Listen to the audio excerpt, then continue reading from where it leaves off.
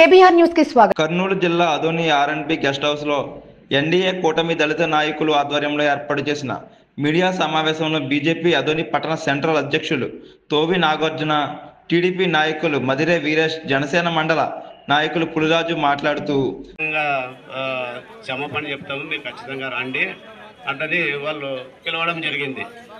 సరే అని మందకృష్ణ సైన్యం కౌంటర్ వేస్తే ఖచ్చితంగా అది దేశవ్యాప్తంగా వ్యాపిస్తుంది అనేది కూడా వాళ్ళకు తెలుసు ఆల్రెడీ. దానికి ముందు జాగ్రత్తగానే వాళ్ళు నేను క్షమాపణ ఖచ్చితంగా చెప్తామని ఇద్దరు రావడం జరిగింది. బహిరంగంగా క్షమాపణ చెప్పడం మా ఎమ్మెల్యే పార్థ సారథి గారు స్వేచ్ఛ ఇచ్చారని ఈరోజు రోడ్ల మీదకి వచ్చారు. సంతోషం. మేము ఈరోజు గర్వంగా చెప్పుకుంటున్నాం. మా దళిత సోదరులు ఐక్యత వచ్చిందని చెప్పుకుంటా ఉన్నాం. మాకు ఆనందంగా ఉంది. అలాగే 2 రోజుల క్రితం సాయి ప్రసాద్ రెడ్డి కానీ ఈ వైస్ చైర్మన్ నరసింహ కానీ ప్రెస్ మీట్ ఏర్పాటు చేశారు. దాంట్లో కూడా ఎస్సీ సర్పంచ్ పదే దూషించారు. ఈ సంఘటన ఎక్కడి వరకు దారితీస్తుంది, దానికి సమాధానం కూడా మాకు కావాలి. వీడియో ముఖంగా కూడా తెలియజేస్తున్నాం. మా దగ్గర వీడియో కూడా ఉంది. ఎస్సీ సర్పంచ్ అని పదే అంట.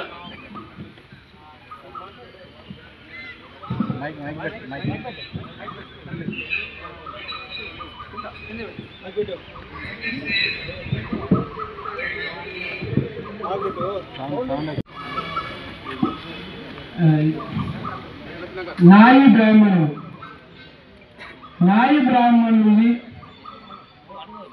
కులం పేరు పెట్టి దూషించినటువంటి ఘనత మా మాజీ శాసనసభ్యులు శ్రీ సాయి ప్రసాద్ రెడ్డి గారు. కులాల పేరు పెట్టి దూషిస్తూ ఉంటాడు ఆయన. అదంటే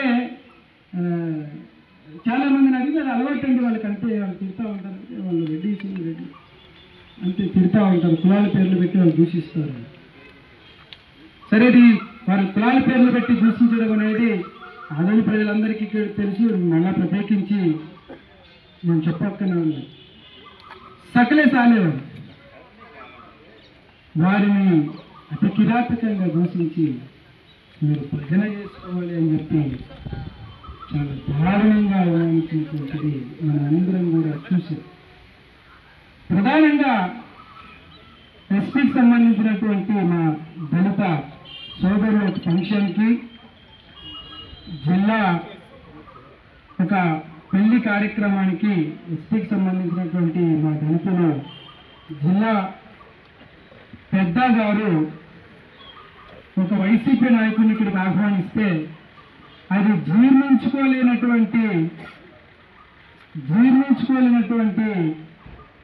మా మాజీ ఎమ్మెల్యే సాయి ప్రసాద్ రెడ్డి అన్న గారి కుటుంబం మా సాయి ప్రసాద్ రెడ్డి అన్న గారి ఇంటికి 50 అడుగుల దూరంలో ఒక బ్యానర్ కడితే ఆ బ్యానర్ని దారుణంగా అంటిపెట్టినటువంటి చరిత్ర కూడా వారిదైనటువంటి విషయాన్ని తెలియజేస్తుంది.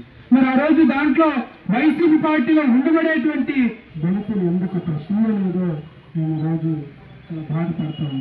ఏది ఏమైనా ఈరోజు నా దళిత సోదరులు చేసినటువంటి కార్యక్రమాన్ని నేను చాలా గర్విస్తామనేటువంటి విషయం కూడా ఈ సందర్భంగా తెలియజేసుకుంటూ అందరికీ నమస్కారం.